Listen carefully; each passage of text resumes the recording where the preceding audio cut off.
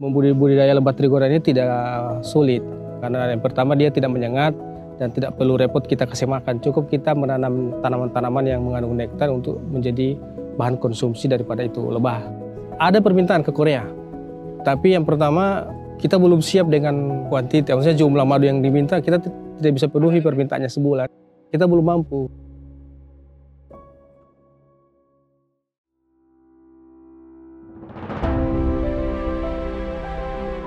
Assalamualaikum warahmatullahi wabarakatuh. Saya Sumitro Lupuo.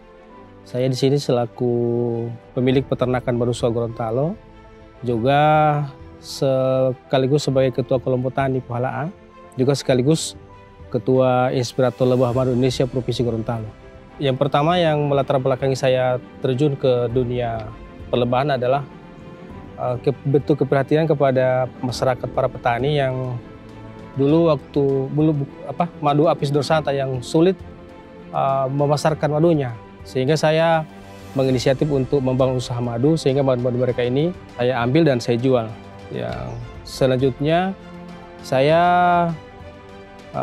tertarik dengan budidaya lebah trigona ataupun kelanceng ataupun tahuru dalam bahasa Gorontalo ini. Yang pertama di sini di Gorontalo potensi lebahnya banyak.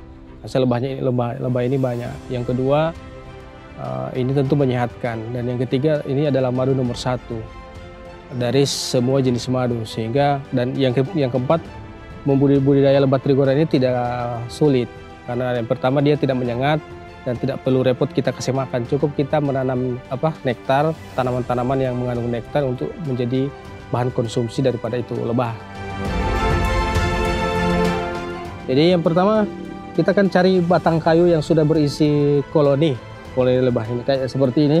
Di sini ada lebah trigona. Kemudian kita bikin topping, ini toppingnya.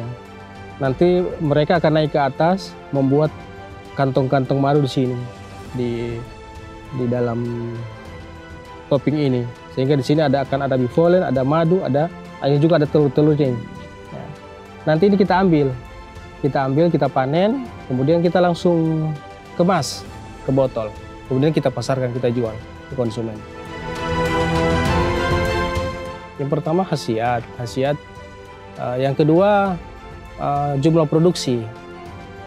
Ini lebih sedikit sekali dibanding madu-madu lain. Hasil panennya sedikit sekali. Jadi satu kotak begini paling banyak dia 500 gram. Biasanya di bawah 250 gram. Sedikit sekali hasil madu setiap kotak. Jadi bayangkan kalau kita punya 70 atau 50 kotak, berarti kalau hanya 250 gram berarti satu bulannya hanya 12 kilo. Sedangkan permintaan madu cukup banyak. Ini harganya cukup mahal.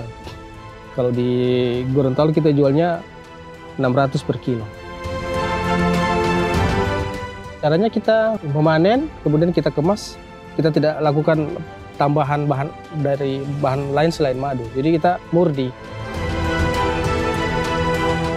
Khasiat umumnya sama, tapi selama ini oleh para pakar ilmu perlebahan yang paling direkomendasikan dan memiliki nilai kualitas nomor 1 itu trigona ini. Nah, makanya kenapa kita membudidayakan ini. Di samping kualitasnya lebih dari madu lain, kemudian harganya juga cukup bagus. Yang ketiga, mudah dibudidayakan, siapapun bisa, ya, karena dia tidak menyengat.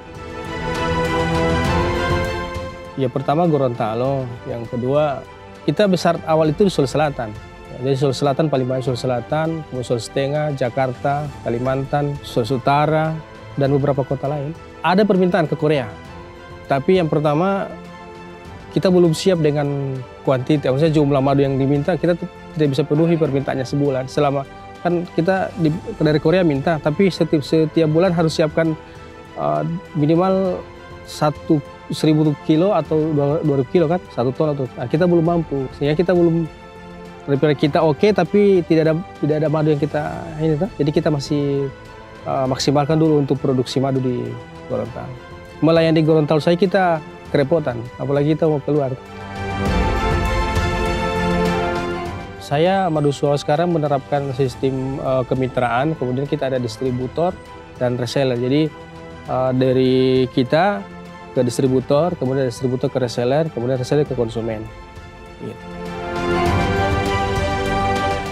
Saya berharap sekali dari pemerintah untuk menjadikan tempat ini sebagai lokasi percontohan peternakan lebah trigona di Gorontalo, karena ini satu-satunya peternakan di Gorontalo. Dan ini sangat mudah dibudidayakan, dan bahkan saya berharap pemerintah provinsi atau kabupaten atau pusat bisa memprogramkan program budidaya lebah trigona ini kepada masyarakat. Jadi mungkin bisa memberikan bantuan bibit ataupun koloni kepada masyarakat, kemudian diberi pelatihan, kemudian juga difasilitasi fasilitas lainnya oleh pemerintah. Karena selama ini mandiri ya, tidak ada bantuan dari maksudnya mandiri dengan dana sendiri.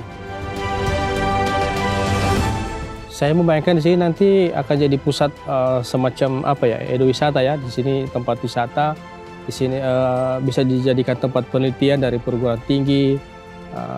Kemudian juga intinya di sini kalau saya berharap di sini ada nilai ekonomi dan ada wisatanya di sini.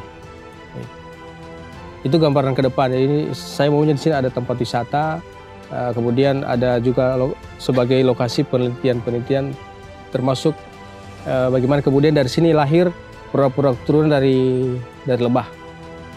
Seperti propolis, kemudian ada seperti teman-teman di Jawa kan sudah ada sabun dari madu, dari lebah, apa segala macam gitu.